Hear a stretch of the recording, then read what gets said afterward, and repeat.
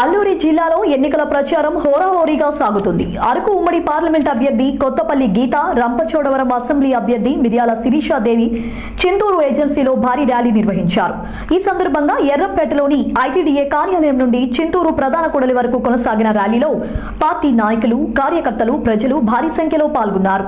అనంతరం అల్లూరి జిల్లా ఎంపీ అభ్యర్థి కొత్తపల్లి గీత మాట్లాడుతూ రానున్న ఎన్నికల్లో అఖండ విజయం సాధించి టీడీపీ, జనసేన, బీజేపీ కూటమి రాష్ట్రంలో ప్రభుత్వం ఏర్పాటు చేయనుందన్నారు. మరోవైపు రాష్ట్రంలో అధికారంలో కొనసాగుతున్న వైసీపీ ప్రభుత్వం పోలవరం నిర్వాసితులకు R&R ప్యాకేజ్ ఇవ్వకుండా తీవ్ర అన్యాయం చేస్తుందని దుయ్యబట్టారు. పోలవరం నిర్వాసితులకు ఎకరానికి 10 లక్షలు ఇస్తామని ఇవ్వకుండా అమాయక గిరిజనులను మోసం చేస్తుందని ఎద్దేవా చేశారు. ఇకనైనా మోసపూరిత వైసీపీ ప్రభుత్వాన్ని గద్దెదించి కూటమి పార్టీ అభ్యర్థులను గెలిపించాలని ఈ సందర్భంగా ఆమె పేర్కొన్నారు.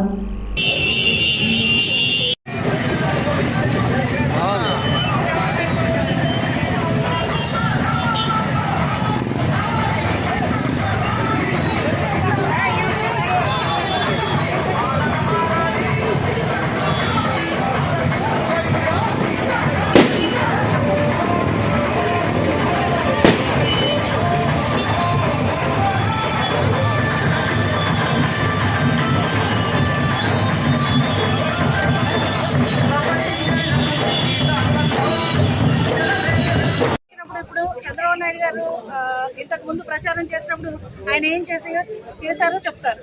అలాగే బీజేపీ మేమేం చేసామో మేము చెప్తాం. కానీ చెప్పుకోవడానికి ఏమీ లేని వైసీపీ ఏం మాట్లాడతారు అన్నది నాకు తెలియదు. వాళ్ళు వచ్చి ప్రజలకి ఏం సమాధానం చెప్పాలి ప్రత్యేకంగా.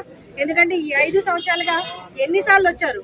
ఫర్ ఎగ్జాంపుల్ మీ అందరికీ తెలుసు, 14 నుంచి 19 వరకు నేను ఈరోజు ధైర్యంగా మాట్లాడగలుగుతున్నా అంటే నేను ఎన్నిసార్లు వచ్చానో మీ అందరికీ తెలుసు. అట్ ద సేమ్ టైం ఇప్పుడున్న ఎంపీ కూడా ఎన్నిసార్లు వచ్చిందో నేను అడగక్కర్లేదు, మీకు కూడా తెలుసు. ఎందుకంటే ఇప్పుడున్న ప్రజాప్రతినిధులు ఎవరైతే ఉన్నారో వాళ్ళు ఓన్లీ రబ్బర్ స్టాంప్గా ఉన్నారు. కానీ ఎవరు కూడా ప్రజలు సమస్యలు పట్టించుకోవడం కానీ వాళ్ళకి విధులు ఏంటి అన్న విషయం కూడా అవగాహన లేని పరిస్థితి ఈరోజు చూస్తున్నాము. కాబట్టి ప్రజల్లోకి వెళ్ళే హక్కు అందరికీ ఉంది. కానీ ప్రజల నుంచి ఓటు అడిగే హక్కు ఎంతమందికి ఉంటుందో మీరే ఆలోచించుకోవాలి. ఎందుకంటే ప్రజలు కూడా డిసైడ్ అయిపోయారు. ఈ రోజు ప్రజలు కూడా చాలా మౌనంగా ఉన్నారు. చాలా మంది మౌనంగా ఉన్నారు, చాలా మంది తిరగబడుతున్నారు కూడా. మౌనంగా ఉన్నారంటే అది అంగీకారం కాదు. ఆ మౌనం డెఫినెట్ గా ఎలక్షన్ కోసం ఎదురు చూస్తున్నారు. ఎప్పుడెప్పుడు ఓటేద్దామా, ఎప్పుడెప్పుడు ఈ దుర్మార్గ ప్రభుత్వాన్ని ఇంటికి సాగనంపుదామని ప్రజలైతే సిద్ధంగా ఉన్నారని నేను భావిస్తున్నాను.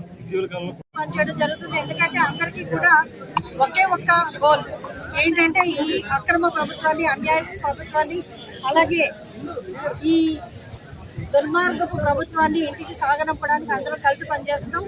అలాగే ఈ 3 రోజుల పర్యటన చాలా ప్రజలు బ్రహ్మరథం పడడం జరిగింది, చాలా బాగా జరిగింది. అండ్ ఇక్కడున్న సమస్యలు చూస్తే పోలవరం ప్రాజెక్టు ఇప్పుడు వెనక్కి వెళ్ళిపోయిన పరిస్థితి.